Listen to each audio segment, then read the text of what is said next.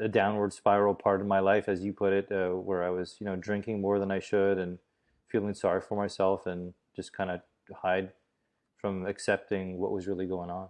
Well, with me, it actually does run in my family, but nobody got it as early as I did.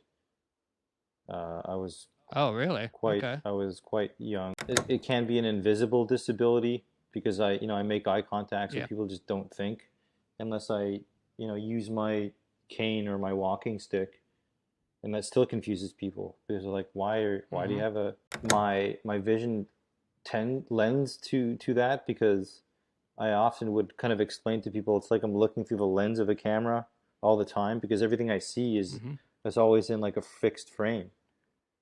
Very shy and very self-conscious about how I fit into the employment world, and I've been mistreated as Mm-hmm. a person with a disability on multiple jobs where I was discriminated against because of my vision condition, and I had to go through a lot of that trauma on the workforce. I had other health issues like chronic, always tired, and like learning disabilities, and gut issues, chronic fatigue. I mean, you name it. It was just Mm-hmm. like a struggle. I was always the sick kid, and you know the sick kid who was going blind. So it took me a while to really accept my vision loss because for a long time I was afraid to, because I could hide it. I was afraid to walk with a cane, and I was pretty much just faking it my whole life. Like, oh, nothing's wrong. I wouldn't tell anybody that I had this. And then after a while, I couldn't hide it anymore, and I just said, you know, this is me, and walk around with my cane. And to live a more optimal life, there's this need to work on your inner world and the outer world at the same time. A more holistic approach, as in like a Mm-hmm. whole approach. Technologies, sound therapy is very interesting. Somatic therapy is interesting because we all have trauma, and like I was saying before, and you can talk about your trauma as much as you want, but sometimes that trauma is still stuck in your unconscious mind, and we need to be put into a certain state of mind for that trauma to be released. Okay, now you're only dealing with your trauma, but you're kind of dealing with your ancestors. So, like, do you really believe that we're connected to our past, like our family's past? Like, do you think there's like a history that keeps, like, I guess, compounding into the next generation? The difficulties that I thought I was having, and the way my brain was, and the way my learning disabilities were affecting me was, communication, the way I speak and explain things, and uh, you know, uh, like I felt like it was a big part of the failure of one of my relationships with my at the time girlfriend, because I felt like I had a very difficult time explaining things, and But like, I don't know. I think we're crazy at the end of the day. Honestly, we're just crazy. I Hmm. agree with that. Hello, welcome to my podcast, To Mic One Joe's Juice. I am Joe's Juice, and I'll be giving a mic to Victor. Victor spreads the message that we can train our body and brain differently. He overcame a learning disability and trying to restore his losing vision, called retina pigmentosa. You like to deal with brain alternating medicine, but first I want to ask you, have you ever done shrooms before in your journey of life? I have, yes. I think the first time I did mushrooms probably was uh, around 21, 22, and I'm turning 44 next week. Yeah, because you have a documentary called, one My Neuroplastic second. Adventure. Yes, that you, well, I don't know when you filmed it, but you released it 5 years ago, and you go through a lot of different alternate medicine that I actually kind of never knew about, so I was just learning as you did it. But I want to start with when you were 21 years old. That's when you went to that eye doctor, and then the doctor was like, "Can you drive?" And you're like, "Yeah, I drove here." And then he's like, "I don't think you can drive anymore because of you having RP." And so, like, was that the start to your downward spiral in your life?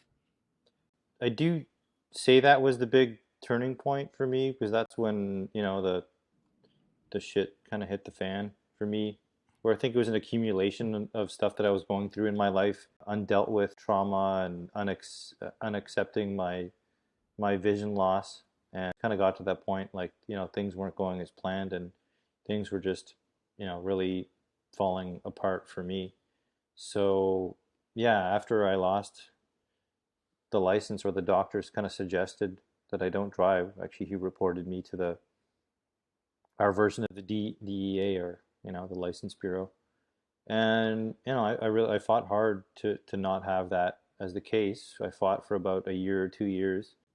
That diagnosis kind of set me up going to doctors and getting on antidepressant medications and anti-anxiety medications to try and cope with the issue and deal with it. So that was a downward spiral part of my life, as you put it, where I was drinking more than I should and feeling sorry for myself and just kind of hide from accepting what was really going on. Yeah, so I know like when you were growing up, you had night vision, like you have night vision loss, and I actually have night vision loss too. I never really met anyone that had it before, and it's just like we both were in the same situation where like we didn't know we had it, and we were like, how is everyone like interacting with the world? And we're just like, I can't see anything. So like, it's cool to talk to someone about it. So did you have RP since you were born, and then you just found out when you were 21, or how did that work out? I was diagnosed at 9 years old, I think 9 years old, Mm-hmm. at one of the hospitals here in Toronto. The first occurrences for this for me was when I was, playing with my friends outside when I was young, and it would start to get dark, and then I'd be, playing, and I don't like I didn't know how the other kids were just running around and not, I ran into Mm-hmm. trees, I tripped over everything, I just couldn't see anything, and then there was times where my mother would be like, "Oh, can you go downstairs and go get me this?" And I'm like, looking and looking, and I'm like, I just couldn't see it, and it'd always be like right in front of my face. I'm like, oh, okay. So, I talk, Yeah, that's a strange. It's strange, right? well, for me, if it's Like, the only way that it was my normal, but, at the same time, it's just like you seeing everyone else do it with ease, and I can't. So at the same time, it's like, okay, what the heck's wrong with me? But that was really the first sign of it is night blindness. So, and it's just like it's dark. So people are, how do you explain that to somebody at first? Like why do I have trouble seeing at night? It's like, well, the lights are off, so it's dark. So how can you see? yeah, it makes So it's sense. like, Like everyone's like, oh, it makes sense, but it's like hard to like when I was diagnosed with night blindness, I didn't even know I did went to like life not seeing in the dark that much. hmm So like you're older now, so it's a little different. But like when I was in school, I would use like my camera flashlight, hmm and I would even use my camera on my phone. Get it lights up everything to help me see. mm So I'd be like the odd one that had the phone in front of me to see everything because I couldn't explain it. And I did went to an eye doctor just for regular checkup, and he was like, "Do you have trouble seeing at night?" And I'm like, "Yeah." And then it's like, "Oh, you have something." I was like, "Oh shit, really?" It's like that explains so much now, but I did never told anyone. Like I just kind of thought it was normal. I was just, I didn't think. I mean, it was kind of a big deal, but I didn't think it was like enough deal to like go for. hmm hmm Like, it. So do you have any other visual Uh, impairments? I mean, I need glasses to see. hmm I'm wearing two blue tinted glasses just because I think it's really cool. I don't actually need it for anything else. I sometimes see like flashes in my eyes, hmm and so I don't know. I have a feeling I'm developing something in the future. I don't know if it's like cataracts or something more serious, but I don't have any. It's hard to say. Like I don't have trouble focusing, but sometimes I have like trouble seeing my sides. But the hmm only difference I guess with me versus you is that like I can't move my neck that much, and so I'm always fixated on one thing, and also I think I'm on the eye strain because I can't put my neck down. So like when I'm sitting in a chair, my face is looking upward, but my eyes are looking downward, and I think that's affecting the way my eyes are like adjusting. If that makes sense. hmm So like normally your eyes are supposed to be looking straight, but for me, I've been looking downward most of my life just to see straight like you would, and Right. I feel like that's putting strain on my eyes at like not a natural position, but like I have to see. So I don't. I think I'm just straining my eyes not on purpose, but I think over many years it will. affected more, and I think I'm developing other things along the way as I get older. But I don't know yet. Like I'm assuming this disease didn't run in your family, so you had no like connection to it. You were just kind of instead of getting your fever, you kind of like dive all the way in and just hope something happens, right? Well, with me, it actually does run in my family, but nobody got it as early as I did. I was Oh, really? Okay. I was quite young to have it diagnosed. I had already at 30, I had already gotten cataract surgery, so I was the youngest to get cataract surgery. See, the thing with this condition is it can be, like you talk to Steph as well, and like when people look at us, it's people don't think it can be an invisible disability because I make eye contact, so Yeah. people just don't think unless I, use my cane or my walking stick, and that still confuses people because they're like, why do you Mm-hmm. have a, like I'm looking like this most of the time, and at night that hole kind of Yeah. shrinks. Yeah. You said in the documentary that you only have 8 degree of eyesight. Yeah, yeah, and at night that visual field actually shrinks, so it's not like a perfect fixed. It's constantly in fluctuation depending on available light as well. Mm-hmm. So it's hard Yeah.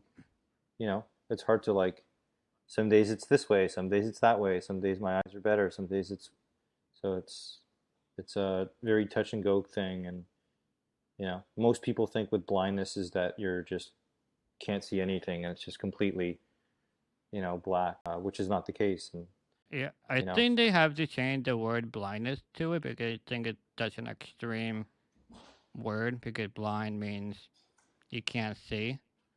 So I feel like they need like an intermediate word of like vision loss. I think makes it's more logical for a person to say vision loss than saying blind. Cause when I was talking to Steph, she said like only I think like less than 10% of the people have hmm canes and walking dogs, and then like 90% of the community I, I, is blind too, but they don't need that. And like I mean, when I was talking to Steph, like if I didn't explain her disease at all, like even for you, would have no idea anything's wrong with you. I could just be talking to you about just filming in general, and no one would have a clue. Like I don't know if it's a masking in a way that you wanted it to appear normal and just did a really good job at it. Like I think that plays in this because yeah, it's.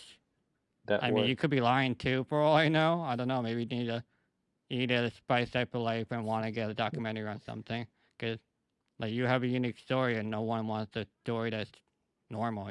They want like something that they never seen before.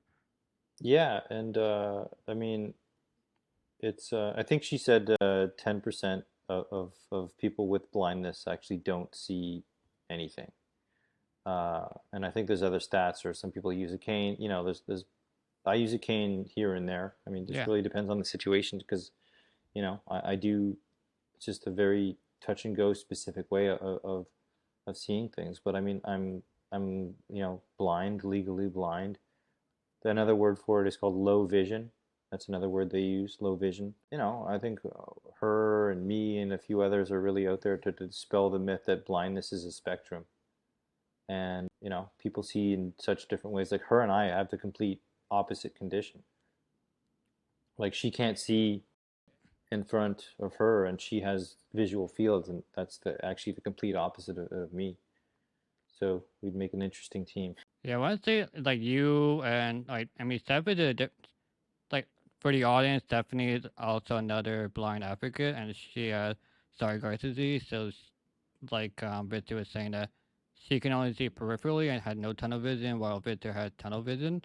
And but I want to say like she does YouTube and TikTok with it different. You do documentary stuff, but even with your vision, like you do such a great job at creating these videos where like regular sighted people are like don't have an excuse and they do a poor job, and you guys are like killing it. It's like amazing to see how well it could be done. It's like shit, like regular people have to step it up because these guys are like dealing with crazy shit, and they're, like when you're video editing, it's clearly a visual thing. Like you have to see what's happening, and you're looking through a camera, and it's everything visual. Sure, there's skill involved, but visual is a huge component to it. And here you are with limited low vision.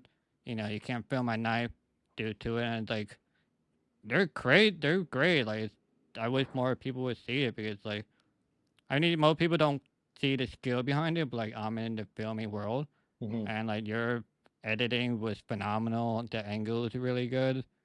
Like it was just like it was definitely like next tier, like something that's even better than people that go to school in cinematography. Here you are, like you're just killing you. Yep, thank you. I've always had a like a preternatural. I guess in one way, my vision tend lends to that because I often would kind of explain to people it's like I'm looking through the lens of a camera all the time because everything I see Hmm. is always in like a fixed frame. Like I don't see anything from the side, so it's like you're looking. I used to work as an editor for TV, and if it's in front of me, I can see it, but everything else around here, it's just so Hmm. it's almost like hyper focused in a way, which it lends to that. And a good buddy of mine, he's also has RP. He's got a podcast. Lance, he's a video editor. He's got RP as well, and plus, I want to dispel the myths that people that are visually impaired can do things, and it wasn't always this way. I was always very shy and very self-conscious about how I fit into the employment world, and I've been mistreated as Hmm. a person with a disability on multiple jobs where I was discriminated against because of my vision condition, and I had to go through a lot of that trauma on the workforce. People who are disabled and visually impaired, I think people who are visually impaired, I think are have the highest rates of unemployment, if I'm not mistaken. Uh, so, it's forced me to find my own way, and at the same time, I wanted to find out why this was happening to me, and why the Western medical model doesn't have an answer for me. I was just told I was going to go blind, and that's it. There's nothing that can be done about it, which is a pretty tough pill to swallow for me anyway. And it's forced me to like uncover alternative ways of healing, and why things might happen, and why things are there's other ways to heal, which I touch upon a lot of those things in my documentary, and have learned a lot, and I'm still learning. I had other health issues like chronic, always tired, and like learning disabilities, and gut issues, chronic fatigue. I mean, you name it. It was just Hmm. like a struggle. I was always the sick kid, and you know the sick kid who is going blind. So, and with my personal journey and my personal life, you try and deal with what you have, and try and figure things out, and life takes you in funny directions. And it took me a while to really accept my vision loss because for a long time I was afraid to, because I could hide it, I was afraid to walk with a cane, and I was pretty much just faking it my whole life, like, oh, nothing's wrong. I wouldn't tell anybody that I had this. And then after a while, I couldn't hide it anymore, and I just said, you know this is me, and walk around with my cane. And so, like, on one hand, I'm accepting, the hand I was dealt, and the other hand, I'm looking into what I can do about it, or how to just, be healthy as a, as a human in general, like, to live my life so I can essentially keep telling stories on how I've, navigated my life, and if it inspires somebody to like look inside their own life, then I feel like I'm fulfilling my life's purpose.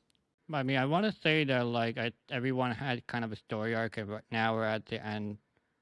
We're like middle end of your story arc. Like you had your downturns of, when you turned 21, you got your license taken away. That's a huge loss in anyone's life of just independence overall, and then not the same condition, but have like a similar situation of like doctors say you have this disease and there's nothing a doctor could do, and we're just kind of like, now what? And so it just, I want to say all your whatever you were feeling throughout your life, I think was completely valid. I don't think anyone could be like, you should have handled it better. I think we're all just trying to handle it. Like you say in the documentary, there's no book of how to lose your vision. Like there's nothing you can do. Like it's hard. Like no, like with the mental health, it's mental health. I kind of keep pushing it that no matter, no one, yeah, there are people around it that could help you, right? And such, and like support. But at the end of the day, it's all about how you're feeling and how you deal with it. At the end of the day, you have to deal with it. Unfortunately, like no one can say these magic words and you get better. And like you have to just like. I think the hardest thing for anyone is just acceptance of the situation, and it's like now what to like you started to do all this therapy. That let's dive into that. So in the documentary, do you call it a documentary or do you call it like a film? It's a documentary. I call it Okay, both. so I mean, it's a film. It's a documentary. he had a film called My Neuroplastic Adventure, and then we have like 4 different therapies that he tries. I'm just gonna go through all of them for just the audience to know. So we got a guy named David Weber who was blind and retrained his eyes to see again. He invented a seeing clearly method of healing vision. Next we got Professor Magda Havis, who believes PEMF and light therapy is the medicine of the future. Then we got Dr. Jesse Hansen, founder of Helix Healthcare, who uses sound therapy to release trapped emotion before they morph into psychological diseases. Then we got Carmen Littlejohn, uses her approach called somatics therapy to treat trauma presentation in the body as illness. She puts the brain in touch with the body to heal old psychological wounds. And finally, Dr. Gaber Mates uses his guru-like knowledge of shame and pain to help Victor break through his past. Which of those therapies did you like the best?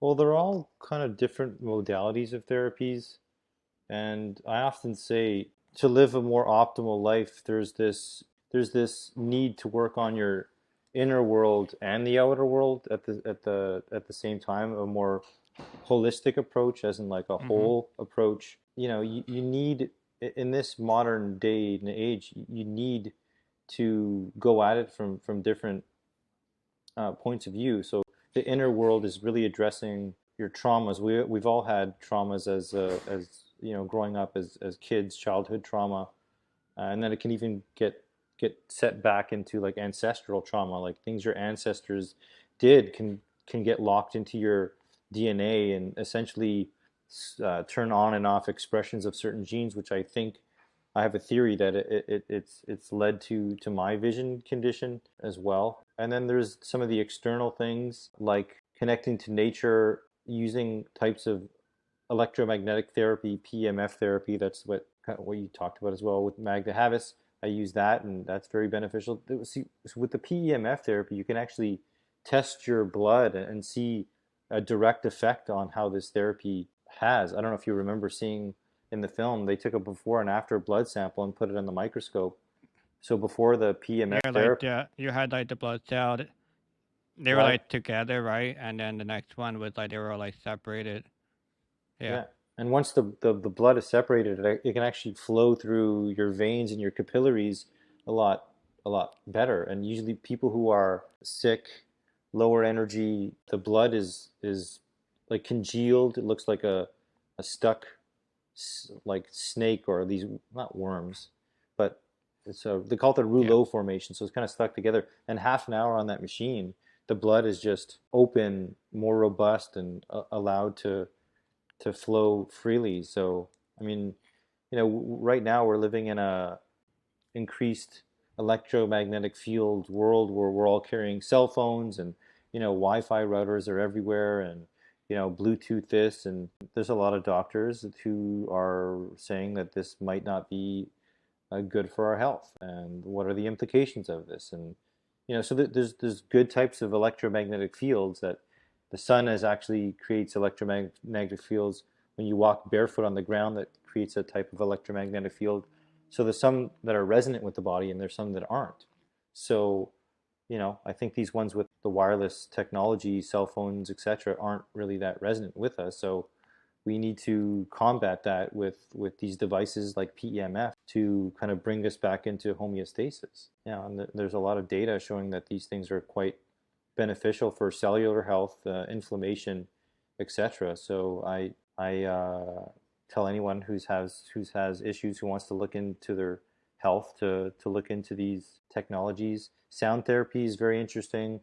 Somatic therapy is interesting because we all have trauma, and like I was saying before, and you can talk about your trauma as much as you want, but sometimes that trauma is still stuck in your unconscious mind, and we need to be put into a certain state of mind for that trauma to be released. And sometimes the trauma as actually holds its place in somewhere in the body, and it's important to put yourself into an unconscious state to quote unquote see the trauma or feel the trauma. And we need guidance and help, and somatic therapy is very powerful.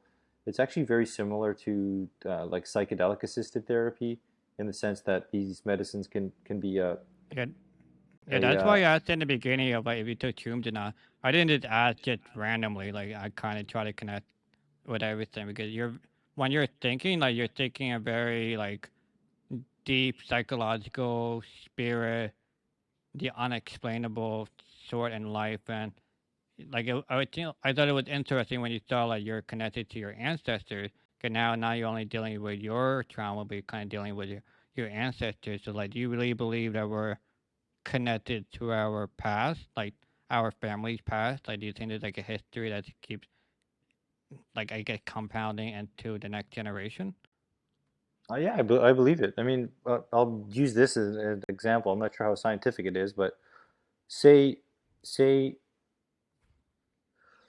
say you found a seed of a lemon tree, and you planted it, and it was growing outside in this very fertile soil, and this grew to be this amazing, beautiful lemon tree, and produced this amazing tasty fruit. Sorry, I don't know how tasty lemons are, but you know what I'm saying. uh, or oranges, whatever. Yeah, And then you picked that orange, and then you grabbed the seed, and then you put the seed into this small pot of soil that it was just didn't have a lot of fertilizer, and then you kept the soil, or the plant inside, so it wasn't getting exposed to like natural light. And you're like, well, I gotta put this soil in sorry, the plant in the closet, and because I don't want it to somebody to steal it or whatever. And then the yeah, plant doesn't grow properly, and it creates like this you know less tasty fruit.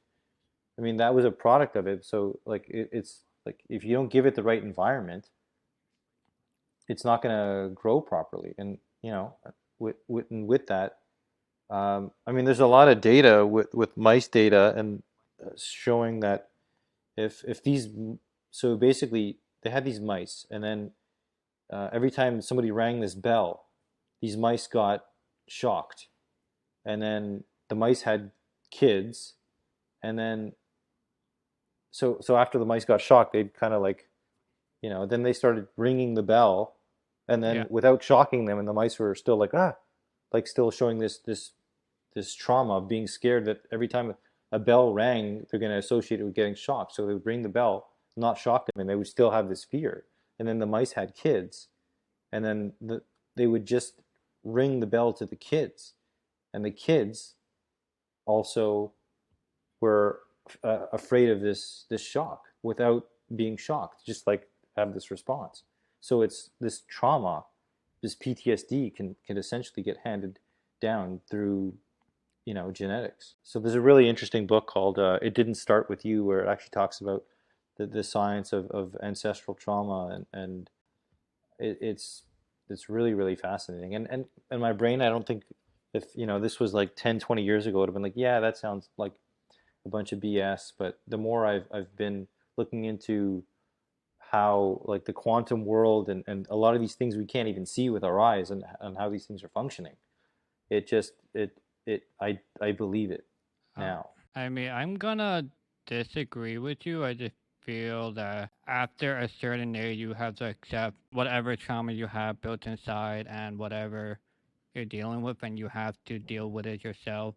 I think like the way you're talking that you're blaming other thing that has happened, like your ancestors and stuff, for whoever you are, and you don't want to put the blame onto yourself for how you react. I think is, I think one of the things is like when we're growing up, if our parents are toxic in some way, like no, I don't think any parent's ever perfect, and I think we do all need trauma and such.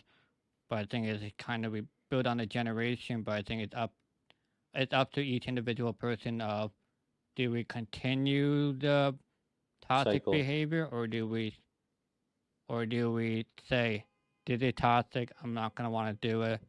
So I think like one of the things that you touch is that so you're maybe like the ancestor, they had their problem, they brought it onto you, and then you have RP and just it runs in your family. Do you feel like you have an obligation to now have kids just so that it ends with you and have someone that has a much better DNA to live in this world instead of trying to, because the world is not going to change, but like I think it's, to me I think it's unfair for you to put it on somebody else if you do not have good DNA. I think it's just you're setting up the person for from the beginning hard, and life. We both know life is hard and it's unfair, and I don't. I personally don't want to have children because I don't want to give my children a bad start already to pick it on my shit DNA. I think it's completely unfair. I can change my actual behavior of like, what my parents did. I don't want my children to do, but I can't change my DNA. I think it would be unfair for to give them a Hmm. disadvantage right from the beginning. I think it's not. I don't think it's fair for the child and such. And I don't. So my question is: do you feel obligated that we should end if we have traumatic bad DNA and a traumatic event that we should not have kids so we did end our trauma with us? Well, I mean, like, just because it was inherited from us, if that's the case, like it's not a blame thing. Like I'm taking full responsibility to to process and work through the trauma as so I don't pass it Mm-hmm. on to my kids. So I mean, I don't have kids personally, just because it Mm-hmm. just didn't work out. Whether it was my choice or just the world's choice. So at this point, I think I don't want kids. But no, I'm just dealing with what was given to me and processing my own trauma, whether it was handed down in my lifetime or through my ancestors. It wasn't really blaming. It was more of like a situational, like, okay, this is what I'm dealing with, and I'm processing it and going through it. But I mean, I have thought about that, like, oh, I don't want to have kids because I don't want to give them. But I've Yeah. spoken to a few of my relatives and people with RP, and they're like, it's not going to stop me from having kids because they'll like just the love of your kids in general. Like you should love them the way they are, whether they have this or that. So I see both sides to it.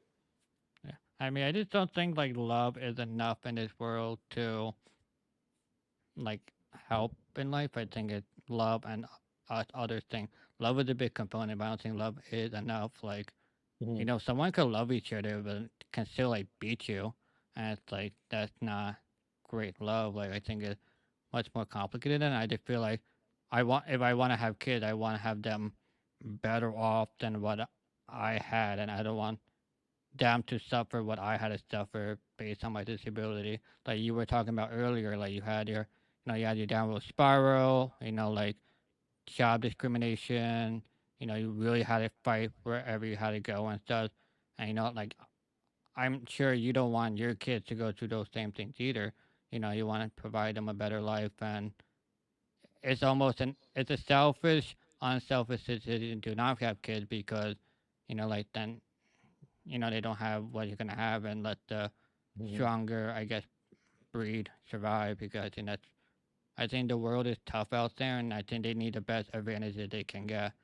And like to me, it's not my DNA is not good enough, and I don't mind just letting it die with me. And that's just I think for some people it might be a tough pill to swallow, but I think that yeah, I have ability to make children, but I think it's just you gotta like think logically. Like you don't want to have your kid suffering just because you just wanted to have a child. I think that's just selfish. Yeah, I mean, there's that. I agree with that. And I mean, the state of the world now is pretty strange. I mean, with social media, the problem with social media, and it just seems like it's a bit of a strange world to raise children in. Personally, I mean, it's multifaceted for me. So that's again why I didn't want to have kids. So I definitely see where you're coming from, and agree with you.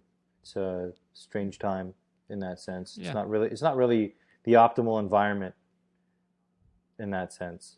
Whether that will I mean, change it and kind of would never be, and yeah, we can't predict what's gonna happen in 10 years. Like we didn't predict we'd be in a pandemic for 2 years. Like it's just mhm. crazy, and I don't know. It's just stressful. But I think like a lot of other situations too. It's like once you have kids, you stop about yourself too.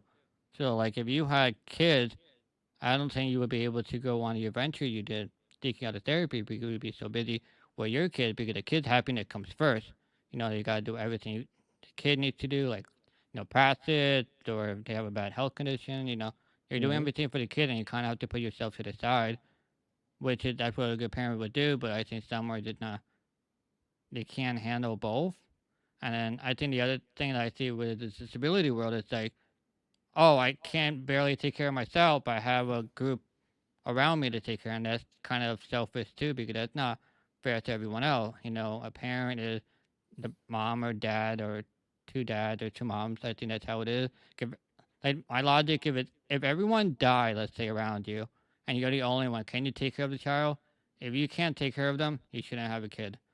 That's how I go for it. Yeah, I felt, and I've said the same thing. Like, I can barely take care of myself. Like, how am I gonna have kids? And that was most of my life. I could barely take care of myself. So it's like, how am I gonna, it's not Yeah, fair. And I see my friends who have kids now, and I'm like, it's a lot of work. And like what you said, your independent life is is over, or the life just gone. about you specifically is over. Understandable. I mean, so and some people don't see that, and some people are like, oh, I'm gonna have kids. Maybe it'll like change my life. I'm like, of course it'll change your life in that way. And so yeah, I agree. I wouldn't have been able to have done what I've done, and I probably wouldn't have been mentally ready to have them.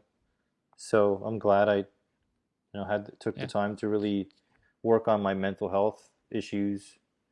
I'm still working on them, but yeah. like if it was before, It's, it would not have been yay an for no ideal kid. situation. Cheers. Yeah, Cheers to not having kids. yeah. Cheers. So we mentioned that you kind of had a learning disability, and you were some able way, like I have here, that you hacked your brain to relearn how to see. Is that like the best way to describe it? The learning disability situation. I think there's a this is based on the work from Barbara Arrowsmith, which I learned about in Dr. Norman Deutsch's book called The Brain That Changes Itself. And Barbara Arrowsmith herself was diagnosed with severe learning disabilities, and she used her learnings from Alexandra Luria, who was a Russian neuroscientist. So she struggled a lot in school, and she ended up developing, first of all, finding out where 19 or so parts of the brain that are responsible for other types of learning and skills.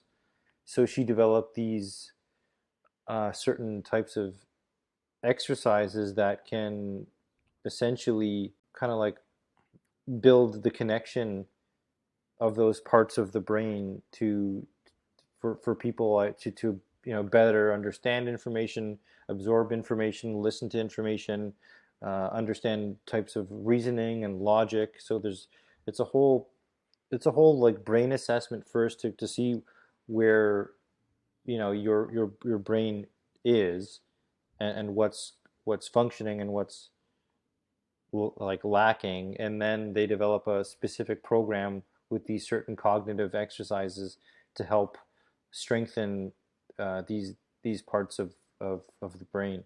I got assessed, and like there was some parts of my brain that were actually higher functioning, and there was some parts that were, lower functioning, and in terms of like comprehension of certain things that I just had a lot of difficulty. And it showed in my grades in schools, and I always just was thought I was the the stupid kid and didn't understand it. And it was at 30 where I said I think I need to do something about this, and got an assessment, and then started doing these exercises at the school, and I found it really helped me like absorb information, retain information, understand, comprehend things. And I mean, it's the art of neuroplasticity. So certain exercises strengthen cognitive abilities. It's like, it's the whole, if you don't use it, you lose it, kind of like going to the gym area of the brain. I mean, we thought the brain was fixed, and, and it couldn't learn after a certain age group, but that's not the case. I mean, there's other factors in terms of like brain health, and if there's like a damage or traumatic brain injury. But even with traumatic brain injury, there's certain things that can be rewritten and rewired, because the brain can rewire if given the right input. It's not easy. I mean, like going to this school and reprogramming and relearning was very difficult, and that's kind of a part of the process. And but it was a chapter in my life, and it was beneficial, and I learned a lot about myself, and it was, yeah, it's a pretty fascinating area of of health. And we're just learning so much about the brain now than we did in the past like 10 years or I, so, and I yeah, I think there's mean, more. yeah, it's so strange for me to see you because like you didn't do well in school, like you said, but like if you look at like your documentary film, it's like really really good. So it's like weird how your brain is like it's like half not working, but it's also like half working, but like in a different capacity. Like editing is a skill in itself. It's an art. Like you can give like 20 people the same clip, and everyone can put their own spin on it. And then like when I look at your have like a vision of what you want to do, like you have to think of all the shot you're taking. Like once you enter an area and then like once you leave, you're stuck with all the shots you have. But like you thought about it through and everything looked really good. So it's always like cool and strange and weird how like some people's brains work. Like some can't do math for their life, but then can like do the other crazy things. Like we're not. I think it's a normal person. It kind of skilled at almost not skilled, but like they can kind of do everything. And then there's some people that they can just specifically do one task really well. So for you, it would be storytelling. That's really hard because that's a very long time, though. For you're thinking of the shots and you're thinking of the story, and then it comes down to the editing. That can be really hard too because you kind of have a vision, but sometimes your brain takes you a different way, and that's like a lot of skill, and that's very hard to do. And I also know like if you're skilled at it, you can make a lot of money off of it, like that editing. Surprised how much I got paid for my editing, and I didn't realize how niche and hard it is. And I was like, it is not that hard for me, but I can get it for a lot of people. It's like, oh my god, but I think it's just cool to see how your brain is working. And just to recap it, that you're saying that like the school system teaches you in one way, but your brain couldn't like handle it, so it need like an alternative teaching, and that would able to help you, I guess, so-called be more normal. Is that a good phrase to put it? Yeah, well, a lot of it is also not. A lot of what I learned too is wasn't about school and me learning. A lot of the difficulties that I thought I was having, and the way my brain was, and the way my learning disabilities were affecting me was, communication, the way I speak and explain things. And you know, like I felt like it was a big part of the failure of one of my relationships with my at the time girlfriend, because I felt like I had a very difficult time explaining things and understanding Mm-hmm. things, and so a lot of it is about that too. So it's not just about school and how you learn, and a lot of it is just navigating relationships with people. So I felt like that helped me. Like if I were to say in the future I'd be talking on podcasts and making a documentary, and I'd have been like, no, you're crazy. Like I'm too shy, and I didn't know how to. I felt like I had just trouble expressing myself and communicating. So all these things, it Mm-hmm. allowed my brain to function a little more holistically. I mean, I'm not perfect. I still have my, like, anything to do with math still. I'm that's just not my area, and I haven't put in that work. And you know, I don't work in the bank, and numbers aren't my thing, so I just didn't focus on it. But I do feel it really helped me in terms of communicating, in terms of speaking, in terms of absorbing information. When I do read, I'm good at connecting dots and remembering things. And I also attribute, uh, I often say that I think using psychedelic medicines have also made me smarter. There's a lot of science showing that they can create neurogenesis, neuroplasticity as well. So connecting the brain as well. So, like I said, it's a lot of things that I've done in my life I think have helped. Also, the reduction of trauma with these therapies. If your brain's not preoccupied by thinking about these ruminant thoughts of your post-traumatic stress, if you free that up, you can concentrate on, remembering this, and instead of just ruminating over the same traumatic experience that you have a difficult time letting go. So I think it's for me, it's hard to just say it was either this or that. It's probably this and that of what I've done. Mm-hmm. And again, I'm still learning, and I'm not, you know perfect by any means, and I'm just dealing with what I have, and always exploring and trying to figure it out. So I'm just a student for life. I want to say I think it's not to me. I think it's less what the therapy you're actually going through, but I think it's more of the you're given kind of a task or more of a mission of doing something. And the more missions you go on, the more confidence you build in yourself. Like you travel to these places, talking to people. I think that leading up to it, I think also is helping you be more just in tune with it. And then I think also meeting more people that are like you that can understand you and slowly develop confidence because I was in a similar I was in a similar situation too, where like I didn't have that much self esteem at all either, and I just slowly had to start, like with my podcasting career. Like we watched my first episode, kind of like all nervous and like, I would ask, like I would have send them a questionnaire for like 20 questions, so I know what to talk about. But now I'm just more confident after like, after like the 10, 15 guests, I was like hitting my stride. I was more confident. Hmm. Now I'm not. I don't even get nervous that much anymore when I meet a new person. Like confident myself that we can have a good conversation wherever whoever I'm talking to. And I think it goes from there. I think you're developing more and more confidence in yourself, and that's leading you to bigger and better things. I think I also read that the older you get, the better mental, I don't know, the capacity or dealing with the trauma, but it gets better and your mental health gets better too. So I think that's what's helping a lot for you too, that you're just getting older. And I think you're realizing that you're just worrying about bullshit that you don't even need to worry about. It's in the past. Nothing gonna happen. You gotta focus on what's now and maybe the near future because for both of us, we have no idea what the far future will hold at all. Hmm.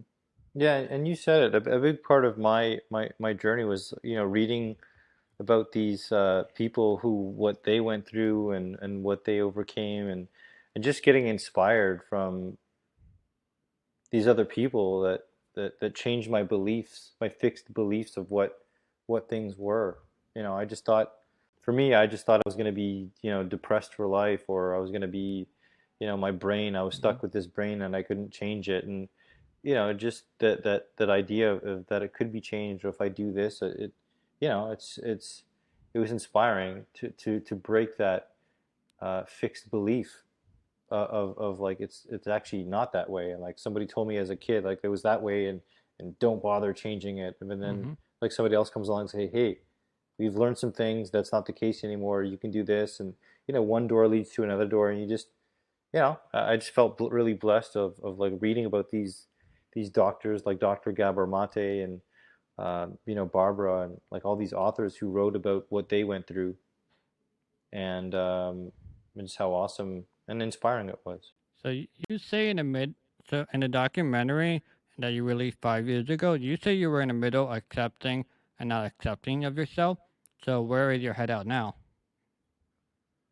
Of accepting of what? Accepting myself? Or Yeah, 'cause I feel like in the beginning of the documentary, you were kind of just like, I'm gonna go do these things and then see what happens afterwards. Like you didn't have no idea what was gonna happen. So like now, since 5 years later, like now you're more learning about yourself. Are you more accepting now? Like, are you in a much better mental state? Like, do you feel like you need to do more like soul searching, or like where is your head at now? what I said before, I think I'm always learning, and I'm just fascinated with like the research that's coming out, and just how to optimize the self, and just to see how I can always do better, and maintenance too. Like I still deal with like we all do. There's some days that aren't great, and some are. So it's always a learning Mm-hmm. process. Just what can I do better that I did the day before, and I like what else. It's like, is there going to be a day where, well, I discovered everything and found everything, and now I'm just going to put my feet up? And I mean, there's so many interesting people out there. I love what you're doing. I love how you're just talking to all these interesting people, and you just learn from these brilliant minds of like, oh wow, I didn't know that. That's and just have these conversations. I mean, I love that. So it's hard to say that like I'll just like put my feet up one day and sit on the beach and drink a margarita and say, well, I found everything. And you know, there's uh there's always something new to discover about myself. And I'm not doing this every day, and but just kind of goes in these ebbs and flows of learning something new and integrating that into my being, and chilling out for a bit, and you know come across some new information. I, yeah, I think we're the curious people, and we just gotta keep finding new things. And I think one of it distraction too, almost kind of like just seeing what's out there. Like when, like you mentioned, speaking all these people, everyone having their own paths in life, so many different twists and turns, and people are different. Even with your disease, I could talk to 10 other people with your disease, and you can have totally different stories. Same diseases, each disease progresses at a different age. Like some get it when you're younger, some get it older. It affects them so much that everyone had a different story. That will never really run out of stories. Like everyone's just gonna have wildly different paths, and it's amazing that we're all doing it. And it's like crazy that like some people are, I'm just like sometimes I'm like holy shit, people are they live this and they keep living, and it's like crazy almost like. Oh, like I know I'm in a difficult situation myself, and like I'm surprised about myself. I'm like talk to others. I'm like, shit. Like, how are you still like mentally okay and such? And kind of just ex- I get exploring, and it's like, why, But like I don't know. I think we're crazy at the end of the day. Honestly, we're just crazy. I Yeah. agree with that. We all are, and we're all here driven by some purpose, whether it's a silly purpose or something that a dream that nobody can see but you. And that's okay, because life is all about you, and it's all about me, and we're here for a reason, and we're figuring it out, no matter how silly it can be. And we're just enjoying the ride, and sharing stories, and having a laugh. So I think it's all part of the interesting journey of life. It doesn't make sense. So, but we're here. No. Before I take a mic away from you, is there anything you want to say, promote any words of wisdom, no winning lottery numbers? The mic is all yours. Well, I just want to say thank you for having me on. It was great talking to you and hearing your story. And it's, I'm just here to share what I learned, and if it resonates with anybody, then that's great. I think my life's purpose is to just kind of share what I've learned, and if it inspires some people to think differently, then I've done my job, and I'm always an open book and always here to learn new different things. So yeah, thanks for having me on. It was a pleasure talking to you today. So thank you, Victor, so much for giving me your time and your story.